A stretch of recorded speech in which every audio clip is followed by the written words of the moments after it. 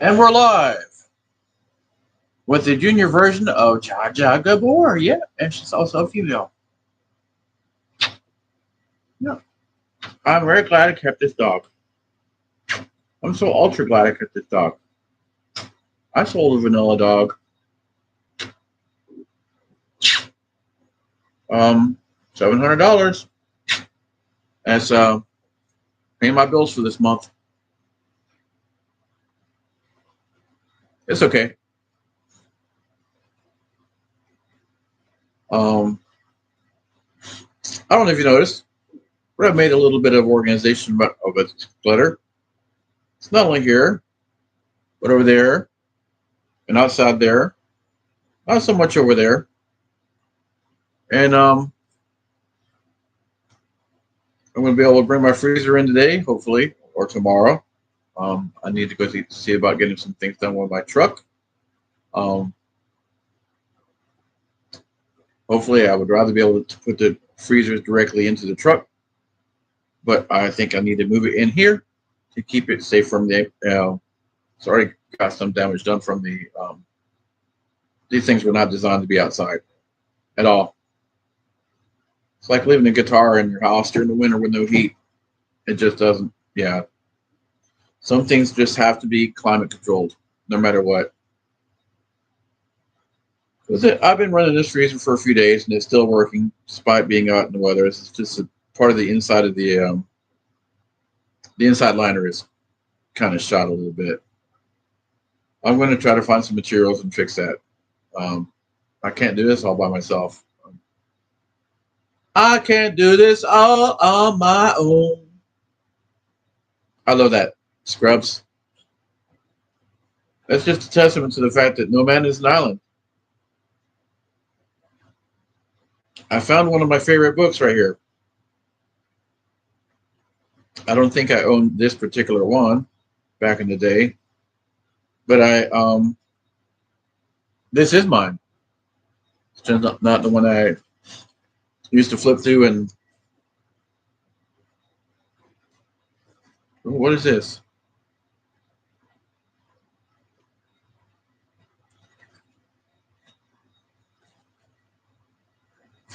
It's a bookmarker, but I don't remember that one.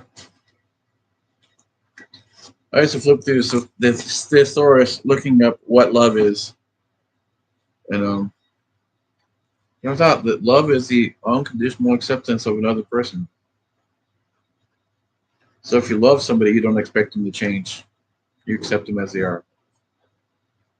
But yeah, I got the wardrobe moved into place here, so parallel with the chest of drawers next to it, which is supporting the picture. The picture frame holding one of my dad's favorite posters. Got a motorcycle helmet there. Got my couch put into place here so that I can watch the TV, which I'm currently looking at right now as my studio monitor. Well, you have to have the words in place because eventually this will be a working studio for my YouTube purposes. I actually already have my music studio in the tiny house, which is fairly compromised. The music studio is intact and full of integrity, um, because it's got a tarp over it for sure.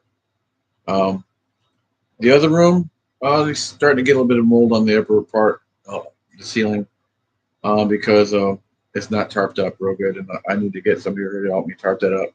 I can't do this. I can't do this all on my own. Um, and plus, the tarp's not even big enough to cover the whole building. So I'll have to cut that drywall out on the ceiling. And I don't know if I mentioned this, but I bought somebody here to help me with this, and I'm going to pay him $12 to $14 an hour cash.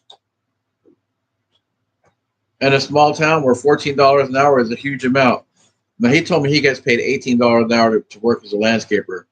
Well, that's fucking hot, grueling work. I just want somebody to pick up trash and do some weed eating, and not even a fast, industrious pace like his fucking employer probably wants. But I'll come back tomorrow. They just tell me you don't want to do this shit. You know, I bought you over the day before. I did. I bought him over the day before, and I told him exactly what I wanted done. It says, "Are you? Can you do this?" Now, did he negotiate a price at that time? No. But with the next morning afternoon, because he didn't show up the fucking afternoon, 7 fucking hours after when I asked him to be here, and then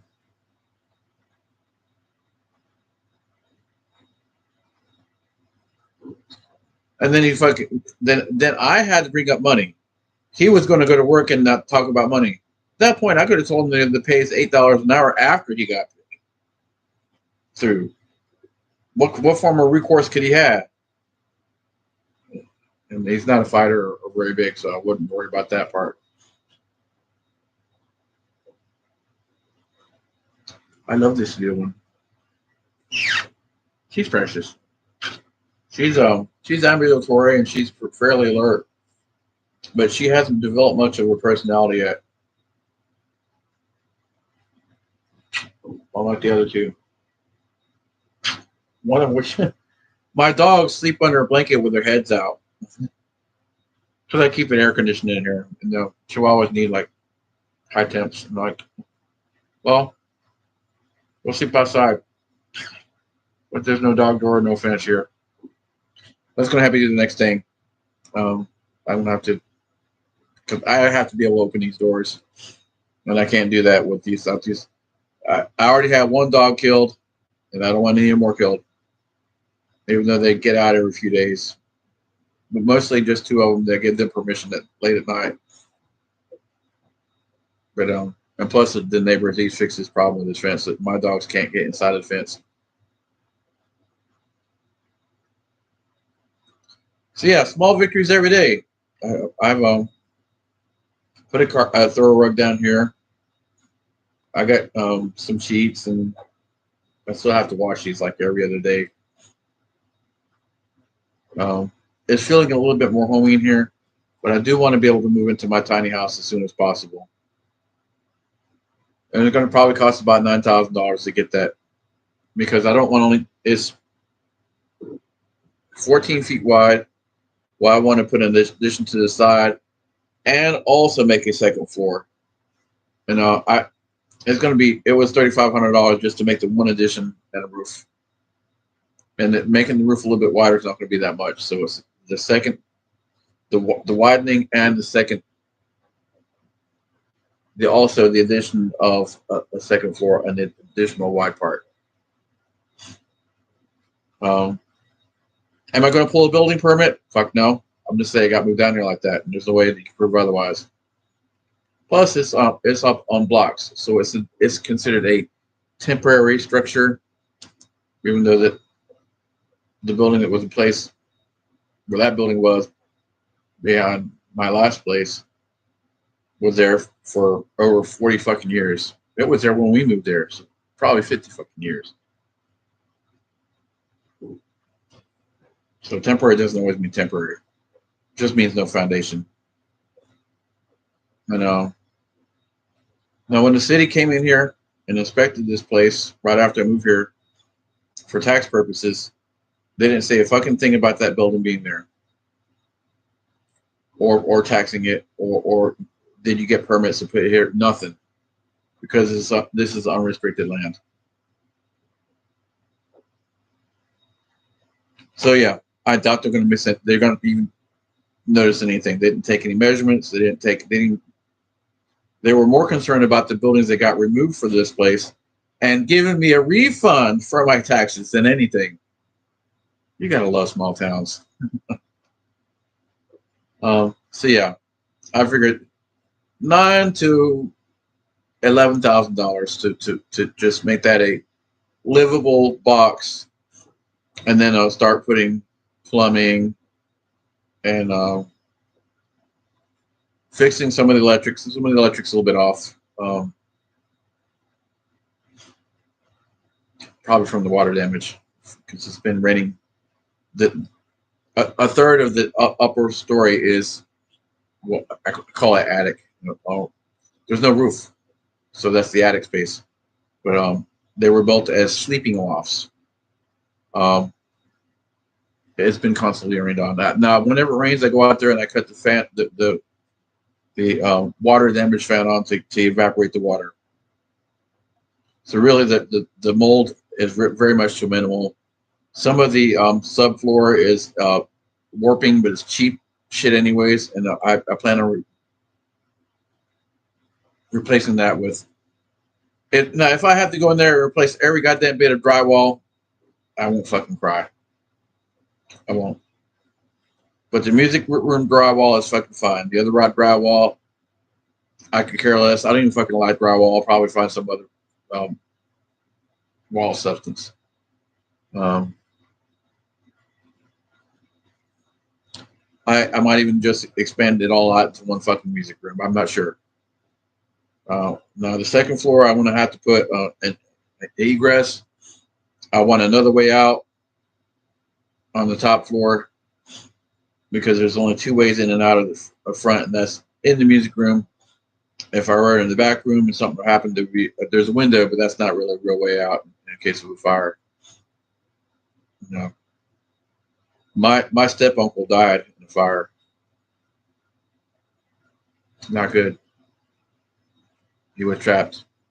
I think I'll let that happen to me. Matter of fact, I think I'll put two doors upstairs.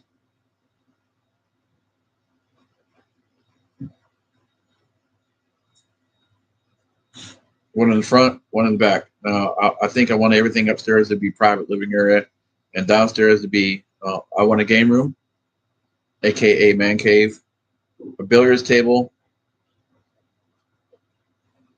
Um, Actually, I'm more of a ping pong guy than billiards, so I might have it convertible. But then the ping pong, I like ping pong more than billiards because it's an active game. Um, I'm not sure what kind of room I'll have in there for that. Over here, I gotta have a car in here soon. I gotta get. I found a $900 roller the other day I could have got. Actually, um, probably $3,500 would make it. Um, $3,500 worth of material at my time. Plus 1,000 for engine, 1,000 for transmission. I can make that into a $40,000 car, and get some much needed funds. I might do two to four of those as quick as possible. But I got to get to the point financially where I'm ahead of the game a little bit, where I don't have to worry about bills on top of that money. I also need to get my taco truck here, which is $9,000. I got another expense, which is about $5,000. I got to take care of. Oh yeah, that was for the car. Yeah, but I think seven will make it happen for sure.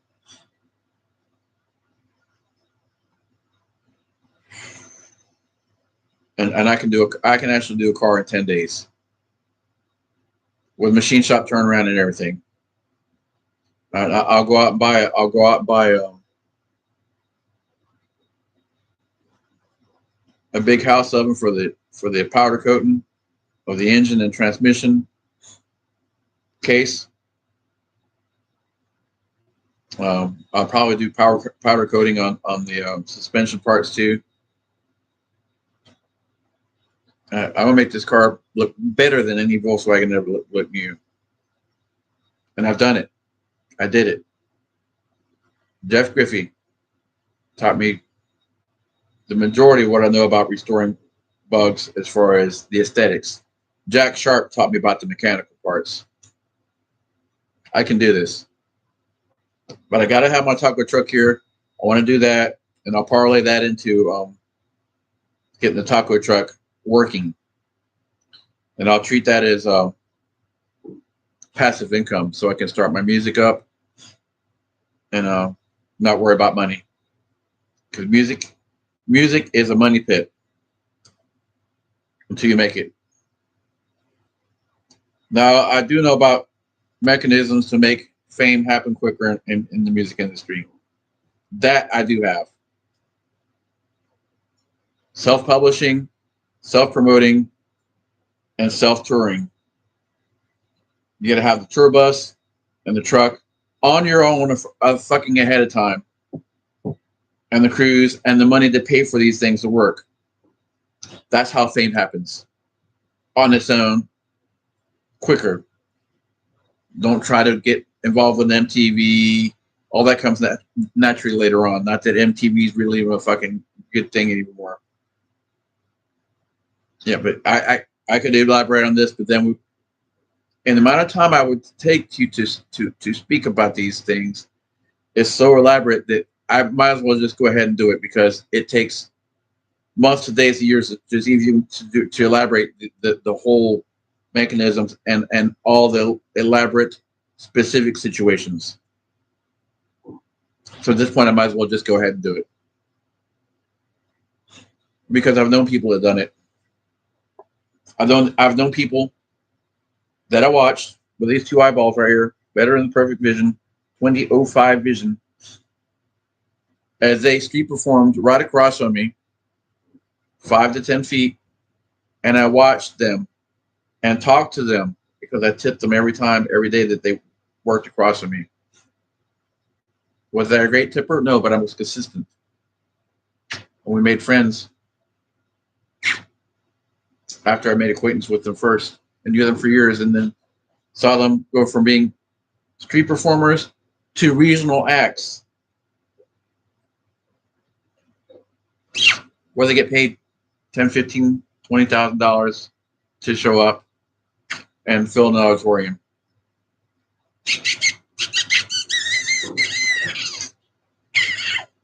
At that point, you only need to work about 10, 12 times a year.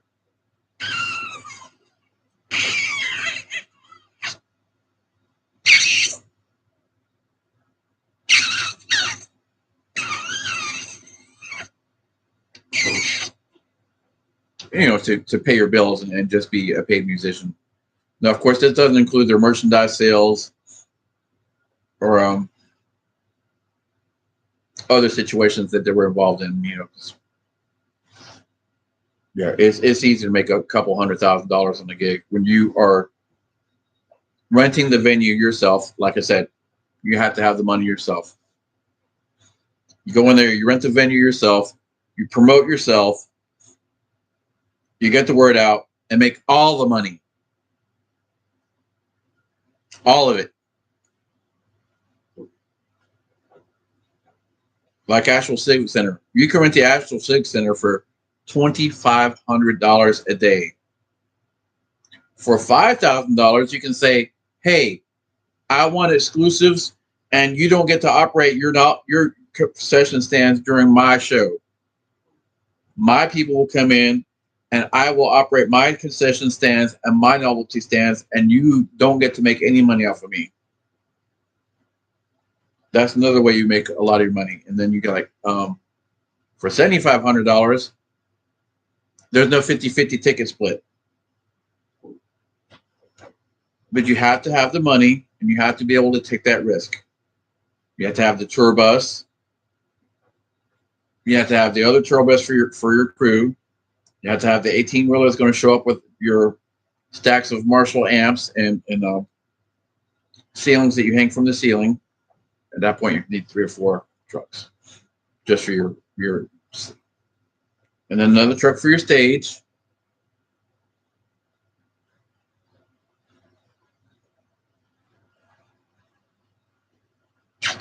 Or how I used to hear it put, how do you make $1 million in the entertainment industry? Start with 10 million. No, but seriously, we're talking about $1 million days.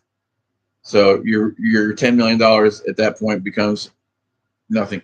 You can go off and tour for a year and make a couple $100 million if you got that money, and you got the team of promoters and money for advertising, and your social influencers in place. Every band member has their own social platforms. You got to have a machine. It's a well-oiled machine. It's ready for battle. So So if I can get my taco trucks doing $5,000 to $7,000 a piece, I can use that money to promote myself. That passive income to help to fuel that other massive machinery. You know, it ain't hard. It just takes time, work, effort, and a lot of money, and then you make your money back in the long run. Hopefully, because it's all a fucking gamble, and that's like that's even if you've determined the correct popular genre of music that appeals to enough people. Because people might not like your music. It's not you. It's not personal. They just don't like that sound. And you have to find. You got to do market research. Again, if you got money, you can pay people to do all this stuff for you and make it happen.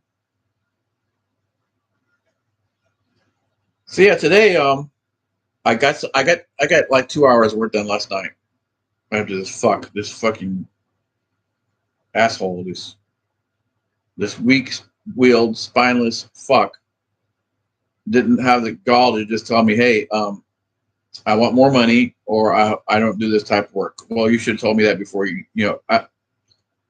tell me no. I've heard the word no more than a few times. And when I hear the word no, I'm cool with it.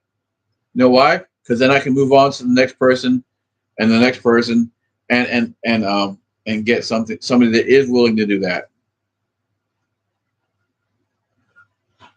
So my guess is he was being passive aggressive because his fucking girlfriend's into me, or as he calls him, his wife. Well, guess what? I went there this afternoon about 2:30, and she was working, and she is all like, all googly eyes and.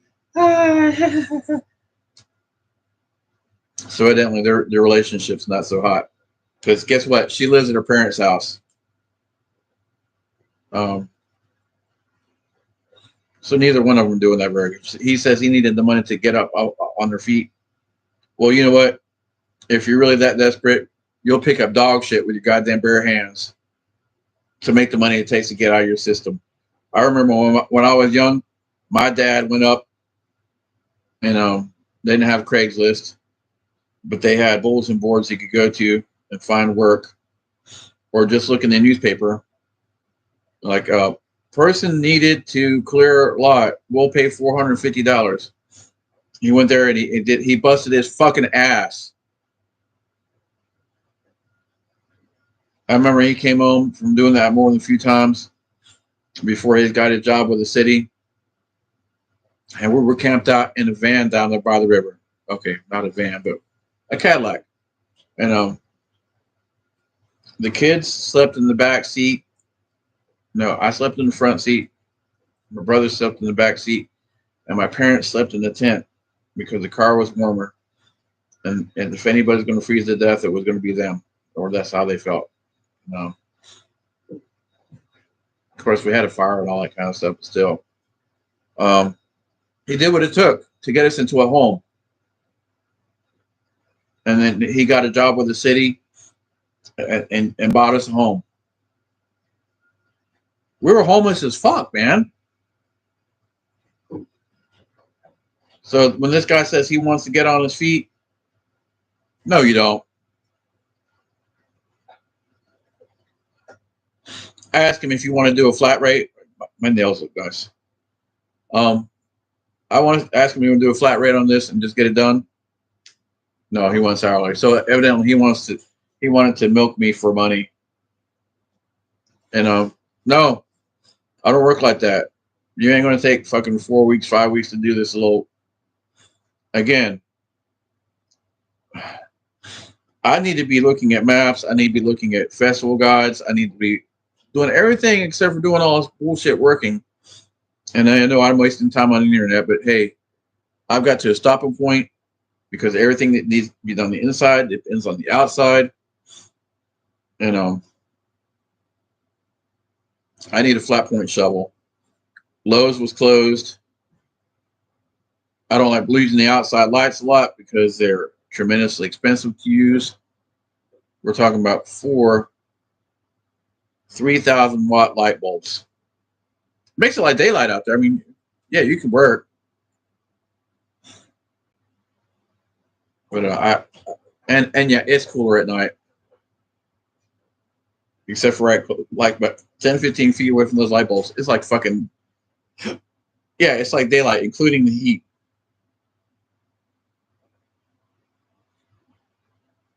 So yeah, I'm gonna. Says the guy I get up at 2 p.m. today. There's something wrong with me, man. I tell you, I can't get up early in the morning anymore. Now, mind you, the dogs kept me up to about 2 o'clock last night because they wanted to play. You know, I'm always doing something. I kind of ignore them. I don't spend as much time with them as what I did when they were puppies in the truck. And I really don't like that. So tomorrow I'm going to try to get up. I'm going to try to get to bed before what's 8:53 now. And who knows, miracles could happen. Um, I got a lot on my mind. It's really just hard to I think maybe if I could find a paper and pencil and keep them right here at one constant place, or maybe a stack of notepads. That way, when I get a new idea, I can make a notepad just for it. And no, working on the computer doesn't help because I can't pick up one notepad and put it down and the other one and know that all the ideas are there. I need the physical structure. That working in there and then having to keep in my mind what's in what folder, and it doesn't work. I need to flip, and get immediately to it. Now, what I will do a lot is I like the idea of printing it out on there and then putting the neat, orderly structure of a printed page, with a horrible handwriting, into a notebook, and then creating a new notebook for every idea, food truck, Volkswagens, so I can have structure. Because right now I have no structure. I have no help. And everything's total fucking chaos because my world around me is fucking chaos. So to get my life in order, I have to get my life in order. I got to get rid of all this fucking junk that is nothing but fucking empty cases from tools that are not here. Why the fuck didn't you take the tool that was in there with the case to keep it safe?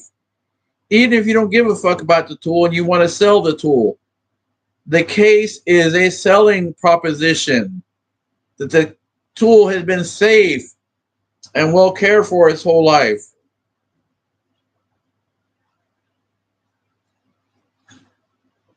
I'd also like to get these walls painted, um,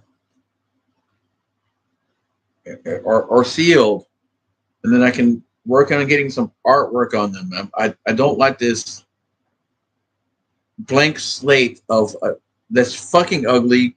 It's monotonous and it breaks up your mind. It makes like this versus that.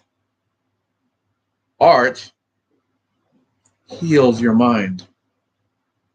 Music heals your mind. That is destructive to your mind. Or at least it is to mine. So yeah, this all this right here, um, that needs organization. I cannot stand clutter, but also again, I am not used to this low level drudgery. I am used to having a clean slate and starting from there and making big things happen with big ideas.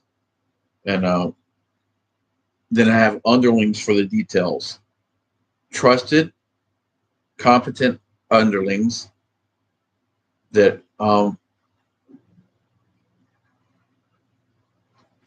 earn compensation at the rate of their competency and productivity. If not, guess what? You fire yourself. Okay, that's a lot. I fired more than a few people who just refused to go on their own way when they didn't realize that they were harming not only themselves but me with their lack of productivity. So yeah, I'm getting things going. I'm probably about 20% there. I'm going to try to get out. This is Sunday night. I'm going to try to get out Wednesday or Thursday night with the ice cream truck, and with two large freezers, one on a perch, wheel well fixed, my new service freezer fixed and in place. If I have to remove a shelf, I will.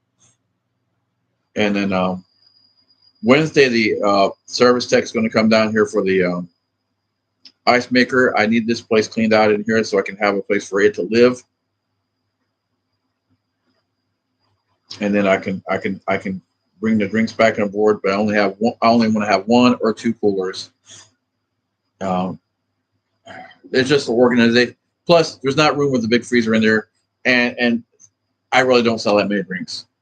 But in the long run, this flake icer will be good for. I can keep a cooler full of flake ice for making snow cones as well. So I'll have one for drinks, and I'll just have Red Bull and water, and I'll just keep enough to sell maybe 20 or 30 all day, because that's the most I've ever sold, anyways. The first time I had the ice cream truck, and then the other one for snow cones, and I'll keep the little dipper in there and the dipping well, and the dispenser rack. So all I have to do is pull the thing down, flip the cooler up, grab the dispenser, plop plop, juice, and out the window. $5.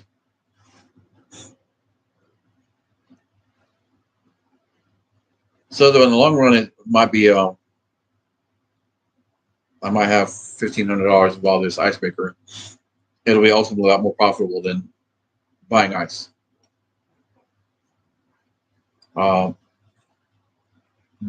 I will eventually. This is a 150-pound unit. Now, when I get to food truck number 3, the semi truck, I will keep. I'll have another ice maker for it, and I'll probably have a 1,500-pound unit. Because if I get it where I want it to be at, I will sell bagged ice to truckers. I'm not going to jerk their arm off, but I'm not going to give it away. Let's put it that way. I'll charge the same thing the truck stops charge, maybe 50 cents less.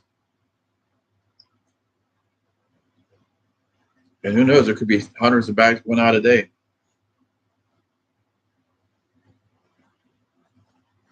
I can treat that, because that'll be 53 feet wide, 9 feet wide, or 8'6" is the interior. I'll have enough. If I can put 2 of these and marry them together, just have it when they transport that there's a temporary wall there, and then when they're on site, that wall is removed, then it's going to be 17 feet wide on the inside, and I can do a lot more stuff. Because usually once you get into a location like that, a busy port, I can say it right here, because there's not one of y'all out there that's gonna be able to have the $600,000 it'll take to get into a location like that. We're talking about the equipment, the market development, the menu development, the money to operate for a year and a half up front, the permits, and the people, and then the actual food itself. Yeah, and then you don't even know how to negotiate with these people, or approach it, or even approach them to begin with. So yeah, it's going to be a busy port. Port of Savannah, port of Jacksonville. We're like 80 to 90 to 300,000 trucks come and go out of this place every fucking day. There'll be food for the owner operator, steak and lobster, and there'll be ramen noodles, not the cheap ones, not real ramen, which is still like $15 a bowl because it's got real food in it. Ramen noodles are not for poor people. Ramen noodles is a staple of a Japanese dish that includes more stuff with it. It was never Ramen noodles were never intended to be eaten by themselves. Only poor people in America do that. Fucking idiots. So yeah, but getting this place organized is key to that because I had to have room to put this other Mamaki printer in here out of the rain. It's covered by a tarp. Got to wait, stand around the edge of the tarp to keep it safe. Right there, $7,000 just waiting to be sold. And all I have to do is get the legs fixed and do a $400 service on it. And I can put it right back on eBay where I found it at. And sell for about $7,000.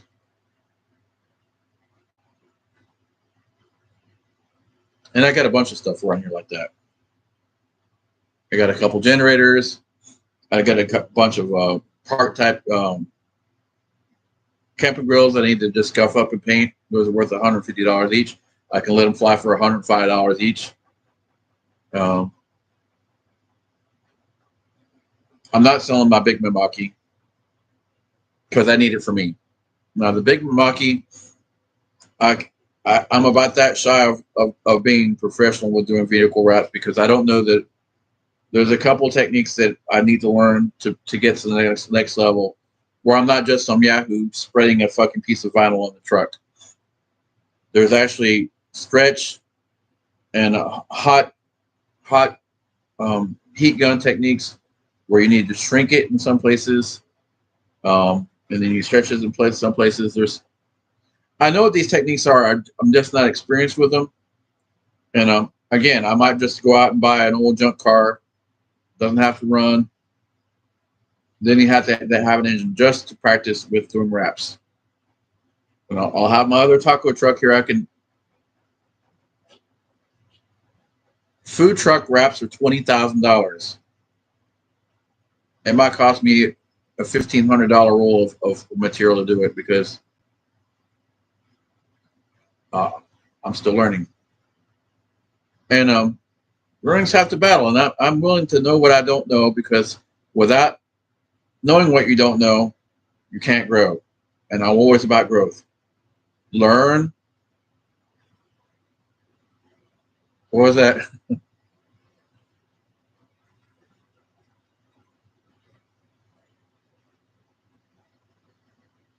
Learn. Put yourself to it. What is this? Learn. Put yourself to it. Commit.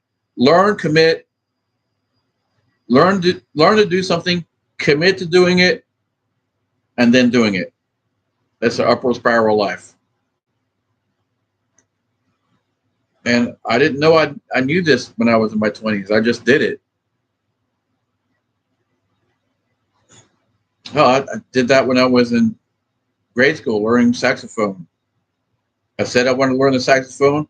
I committed to doing it. This is why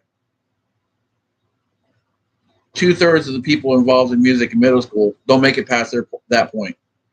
They don't commit to doing it. It's like, commit to doing it. Oh, go play with my friends. Well, there's a reason I didn't have friends in middle school. I committed to be a musician. And then I did it. And I want to get to that point where I can commit to going out here and playing these drums 2 hours a day. I don't know I can commit to doing that right now because I can't commit to doing that with this fucking mess. I can't honestly do that when there's a pile of laundry right there that needs to get ironed, folded, hung up, and put away. I don't wear wrinkly clothes. Fuck that. Nice clothes and wrinkled shows you're not there. You just totally lost the idea of what looking rich needs to be. Because when you have nice clothes on and they're wrinkled, Guess what? You just lost the negotiation power of having nice clothes. You're not there yet. And people know this. Even if it's only subconscious, they can tell the difference between a wealthy person they want need to deal with and somebody who's wanting to be there. And I'm already there. I've already been there many times. I just need to get my money back. And as soon as I can commit to getting back in this ice cream truck and doing it, I'm doing like I'm averaging $800 a day right now. I just need to do that for at least 30 more days, solid. Not stopping, not taking any breaks, not having things fuck up. If it takes me another 5 days to 10 days to do that, I'll take that time it takes to be able to do it, so I don't have any more interruptions. I'd rather extend my current interruption by a little bit longer to be able to do it correctly, and also be able to go to some events. Because if I can make $20,000 in 10 days selling fucking balloon animals, imagine what I can do with a full load of ice cream at a festival. Especially these things that I make 10 and 12 times my investment back, which oddly enough is the cheaper shit.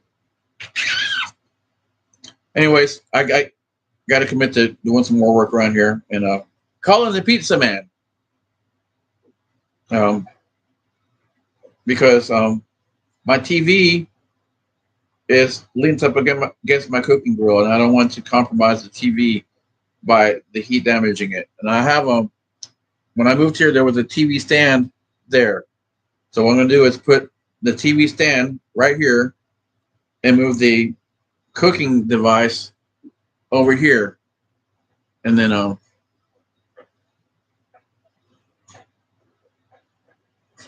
don't know if you can see it, or yeah, right there, right there to your right is a vent that can ventilate this whole area quickly. So I don't need to worry about cooking on the inside. It's actually a huge squirrel cage fan, about that big in diameter, and those louvers pick up, and yeah, this place gets smoke out of here like no time flat. So I'm gonna get me some pizza. I've already concentrated on what needs to get. I have a game plan, uh, and I've got probably a third of the outside stuff done today. And I just need to get up early in the morning, go to Denny's and have breakfast, stop and get some breakfast stuff so I can stop eating out at Denny's every fucking day.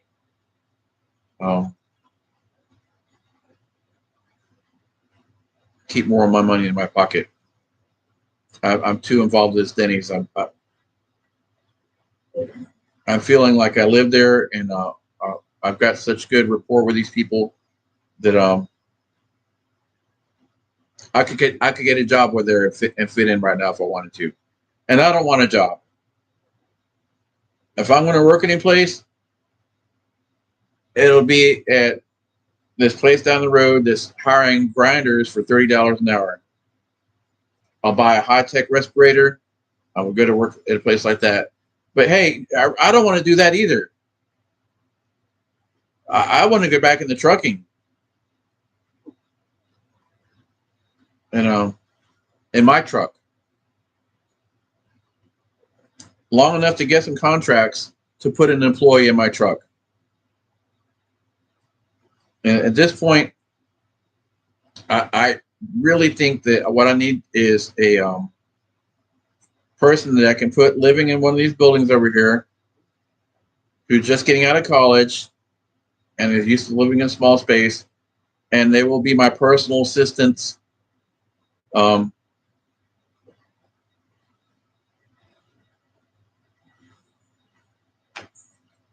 Oh God, what is it called when you start working for a company and you work for free? I need one of those. And then they learn the job.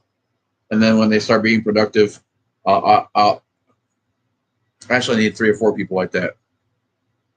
That an intern. I need 3 interns, and I'll hire one as my personal assistant.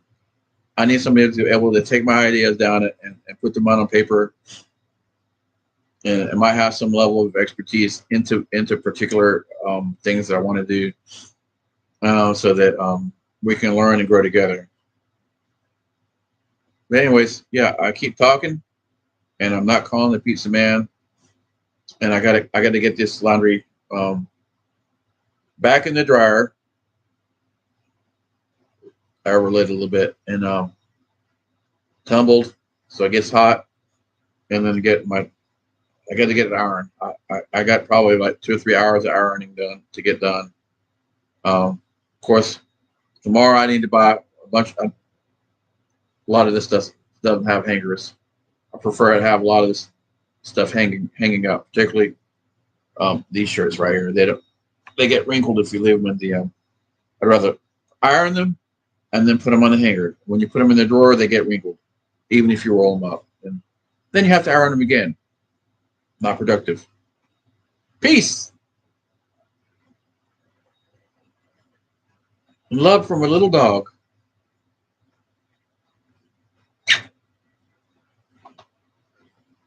Love you. Even haters. No, you don't. But I'm not allowed to control my emotions with hate. Because if I hate you, I can't forgive you. If I can't forgive you, I can't get over what you did to me. Love you, even though you don't deserve it. And I forgive you. I really do. But my attorney's not going to.